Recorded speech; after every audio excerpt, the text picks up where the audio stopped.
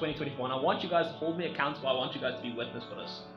2024, I'm going to develop a damn video game. Time to play the game. Time to play the game.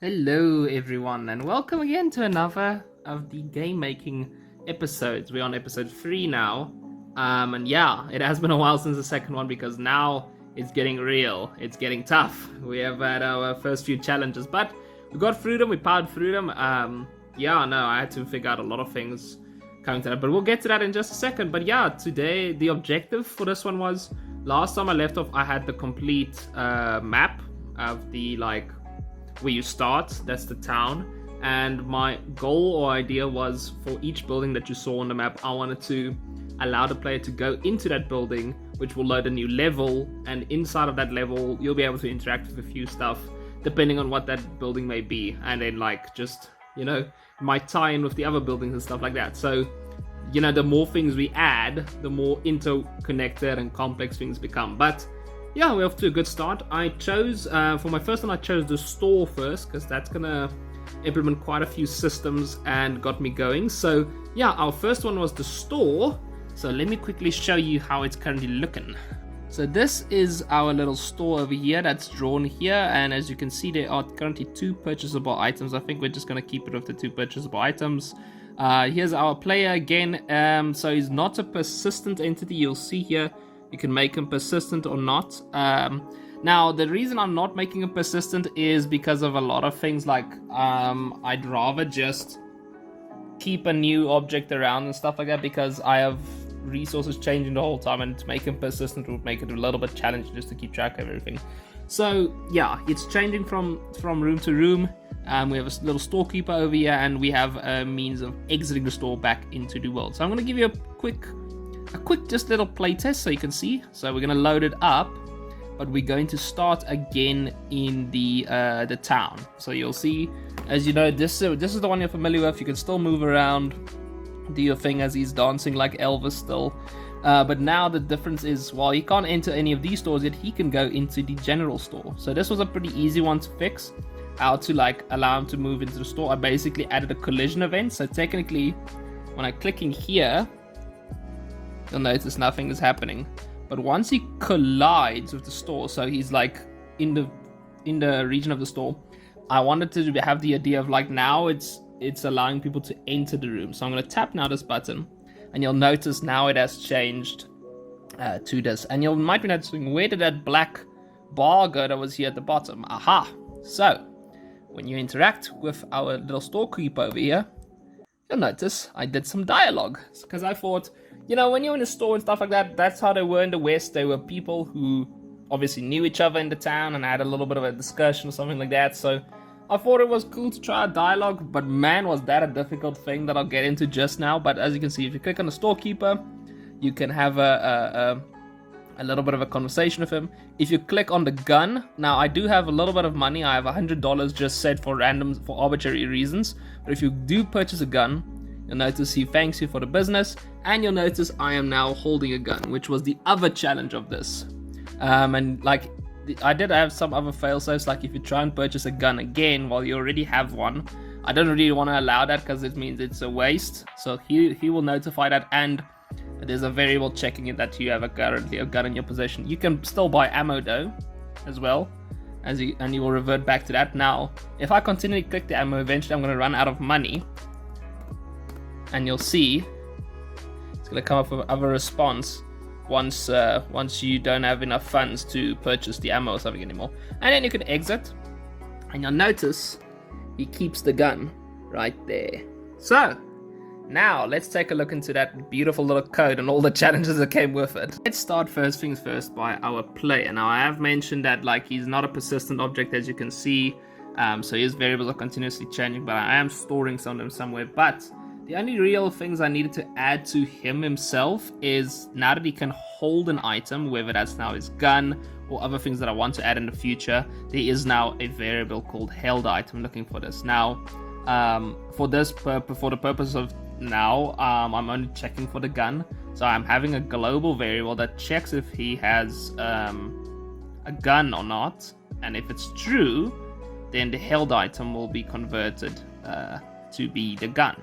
Basically, onto the X and Y coordinate of the cowboy. So basically, I just moved the X and Y coordinate so it's literally in his hand, so it looks like he's holding the object. Inside the store, obviously, as you saw, there was a little bit of an interaction once I clicked on the objects that I wanted to. Now, this is going to look a little bit very complex and stuff like that.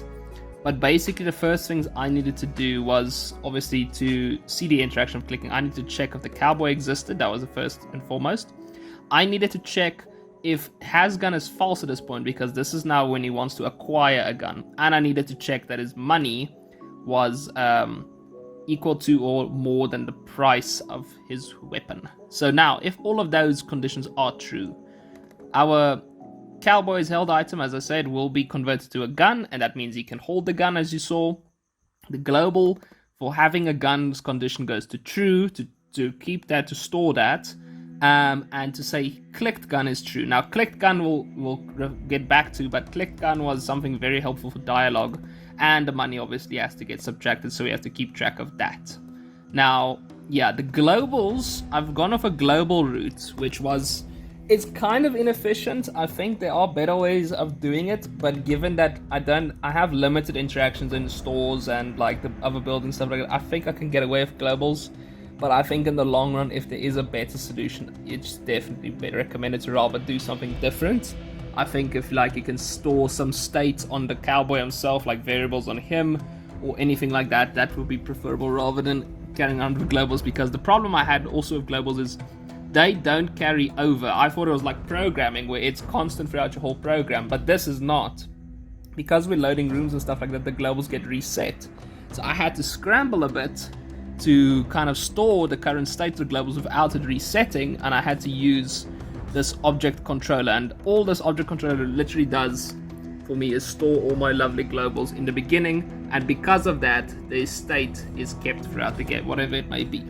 So we go back to the gun. As you said, the first condition is now if he does manage to acquire a gun, but otherwise, if like he says, if he has a gun, you clicked on the gun, this clicked gun twice will be true. That's also a dialogue thing, but you actually saw that one. That's when the storekeeper quips, hey, you already have a gun.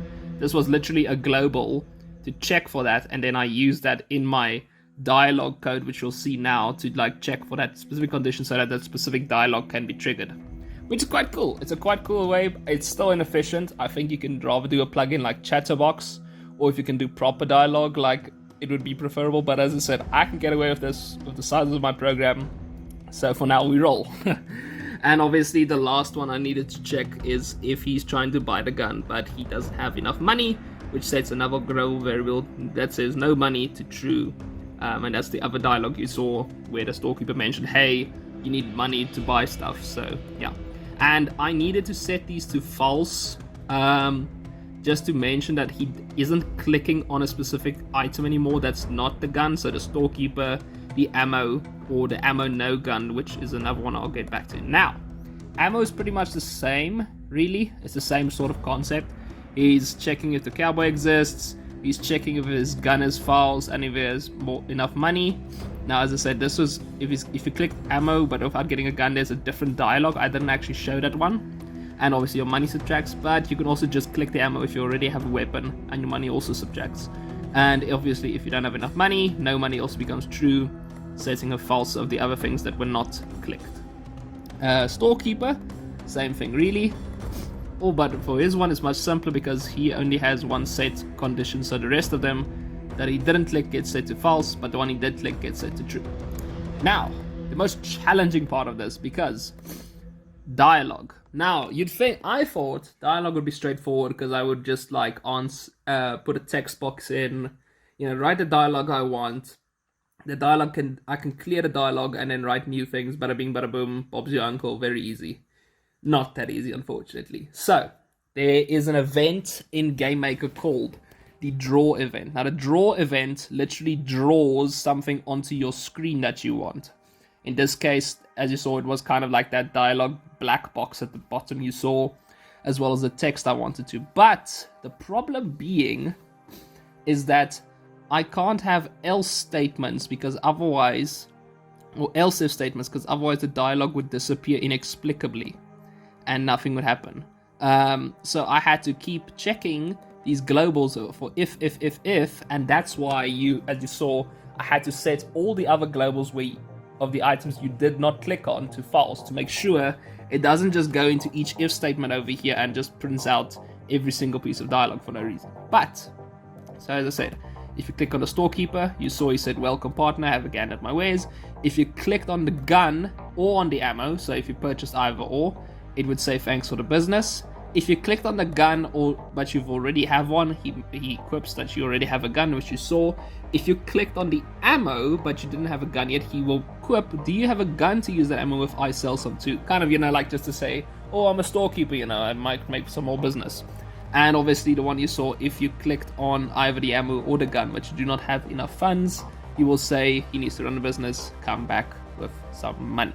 And that was really the gist of the whole challenge for this. The first of the new levels, which is the store in this point. Dialogue being the biggest one, and then obviously holding onto the gun, because I also had to store that he's holding onto a gun in a certain stage, which was that global has gun function that you saw getting set to true over here when the gun was being clicked on and purchased. So yeah, a little bit of a challenge, but I enjoy my challenges and I'm very happy that I could solve it. So it's fantastic again. So I think next time it's going to be either one of the two buildings that's going to earn you money. So it's probably between the barn and the saloon at this point. Which one's going to be next? I'll see what I want to do first. I'm leaning towards barn, but saloon is also not a bad idea. So we'll see. But again, thank you for joining again for another little just update of the game making process and this episode and all that. I am really enjoying it. It's probably going to be a while before the next one, because despite also me having to create a brand new level again, I've got a few other projects I want to tackle first before coming back to the game dev, and I've got deadlines at actual work. So I'm going to just be taking a little bit of a break from it, but I'll be returning to it soon, don't you worry. But again, thank you for everyone who's been checking in. And I hope you guys are enjoying the state of the game so far. I'm very excited. This is my dream and it's finally becoming a reality. So it's kind of amazing. But again, thank you guys all for tuning in. I hope you guys stick around for more episodes. But until then, you guys stay safe and we'll chat soon.